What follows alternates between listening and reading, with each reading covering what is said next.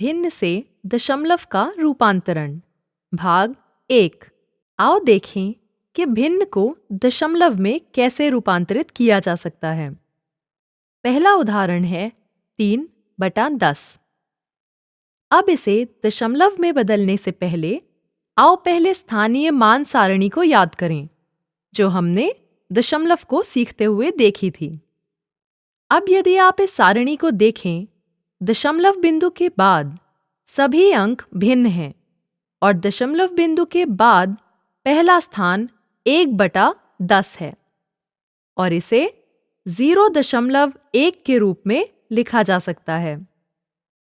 तो इसको देखने पर हम जानते हैं कि 3/10 को 0.3 लिखा जा सकता है। अगला है 3/100। फिर से आप सारणी को देखकर 3/100 को 0.03 लिख सकते हैं।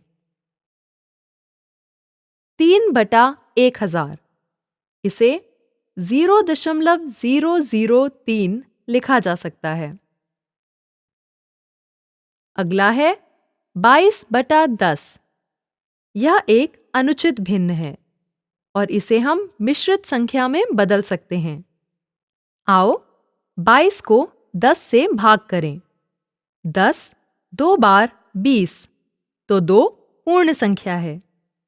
शेष 2 है और भिन्नात्मक भाग है 2/10, तो 2 यहाँ पर पूर्ण संख्या है और यह दशमलव बिंदु से पहले आनी चाहिए। तो मैं यहाँ 2 लिखती हूँ और दशमलव बिंदु लगा रही हूँ, फिर भिन्न लिख रही हूँ। अब यहाँ पर भिन्न है 2/10 और हम लिख सकते हैं 0.2। अतः उत्तर हुआ 2.2।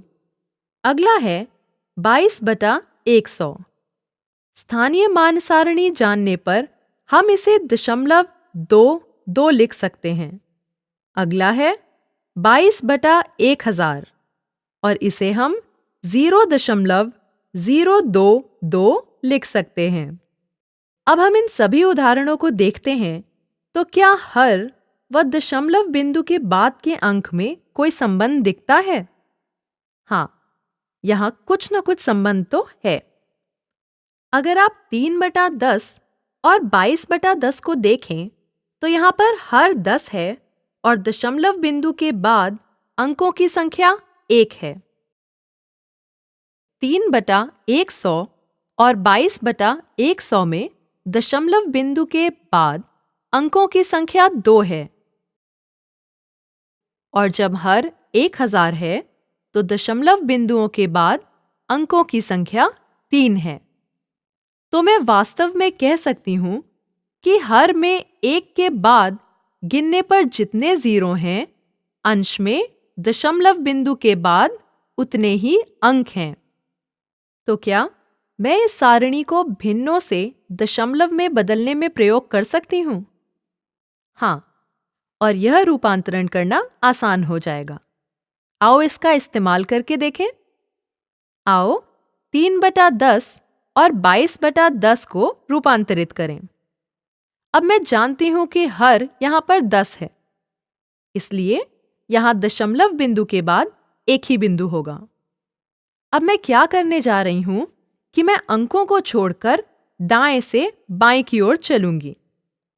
इसका मतलब 3/10 के बजाय मैं दाईं तरफ से शुरू करके 3 को छोड़कर एक अंक छोड़कर दशमलव बिंदु लगाती हूं। तो मेरा उत्तर है 0.3। 22 की स्थिति में मैं 2 को छोड़ती हूं, मैं एक अंक छोड़ती हूं और दशमलव बिंदु लगा देती हूं।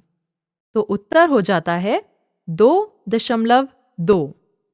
अब 3/100 और 22/100 की स्थिति में मैं 2 अंक छोड़ने जा रही हूं। मैं दाईं तरफ से शुरू करती हूं और 2 अंक छोड़कर बाईं तरफ को चलती हूं। अतः 22/100 के लिए मैं दोनों 2 को छोड़ देती हूं और उत्तर होता है 0.22। परंतु 3/100 के लिए यहाँ पर अंश में केवल एक ही अंक है, तो अब मैं क्या करने जा रही हूं? हम यहाँ 3 से पहले एक शून्य लगा देंगे ताकि मैं 2 अंक छोड़ सकूं। इसका मतलब मैं 3 अंक छोड़ती हूं और 0 छोड़ती हूं और फिर मैं दशमलव बिंदु लिख रही हूं। तो उत्तर है 0.03। 3/1000 और 22/1000 के लिए मैं 3 अंक छोड़ने जा रही हूं, परंतु फिर से 3 की स्थिति में मेरे पास अंश में केवल एक ही अंक है, तो हम 3 से पहले 2 शून्य लिखने जा रहे हैं और अब इसके बाद हम 3 अंक छोड़ सकते हैं। तो उत्तर है 0.003। और 22 के लिए मैं 22 से पहले एक शून्य लिखने जा रही हूं और मैं 3 अंक छोड़ती हूं। तो उत्तर है 0.022। अब आओ कुछ और उदाहरण देखें। 72 और 34/100। 72 यहाँ पर एक पूर्ण संख्या है, इसलिए हम इसे दशमलव संख्या से पहले लिखते हैं। तो 72 और फिर दशमलव बिंदु और फिर भिन्नात्मक भाग। अब यहाँ पर हर में 2 शून्य हैं, एक के बाद 2 शून्य, तो हम अंश में 2 अंकों को छोड़ते हैं। 4 और 3 को छोड़कर उत्तर है 72.34। अगला है 163 और 56/1000। 163 एक पूर्ण संख्या है, तो हम 163 के बाद दशमलव और उसके बाद भिन्नात्मक भाग लिखेंगे।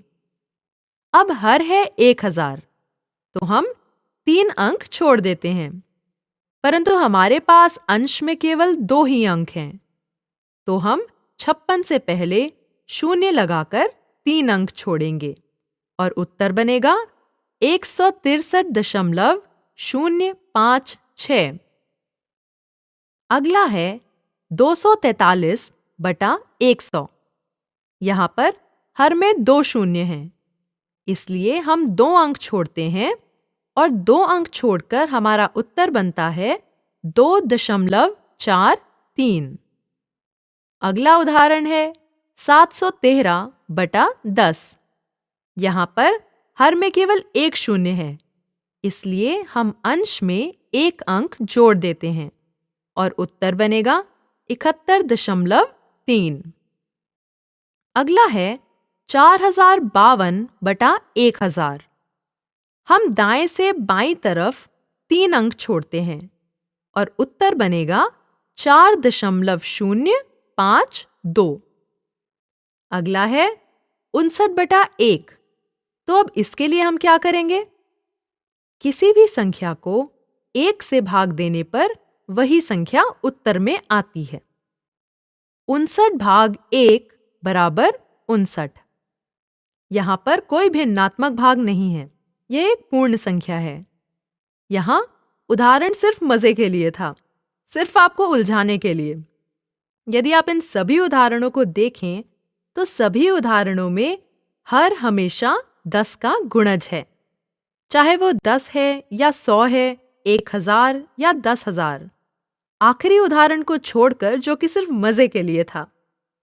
तो सभी प्रकार का रूपांतरण जो अभी तक हमने किया वह केवल ऐसी भिन्नों के लिए था जिनका हर 10 का गुणज था। अब अगर हर 10 का गुणज ना हो तो हम रूपांतरण कैसे करेंगे? यह हम दूसरे भाग में देखेंगे। इसका एक अलग वीडियो है जिसमें हम ये वाले रूपांतरण सीखेंगे।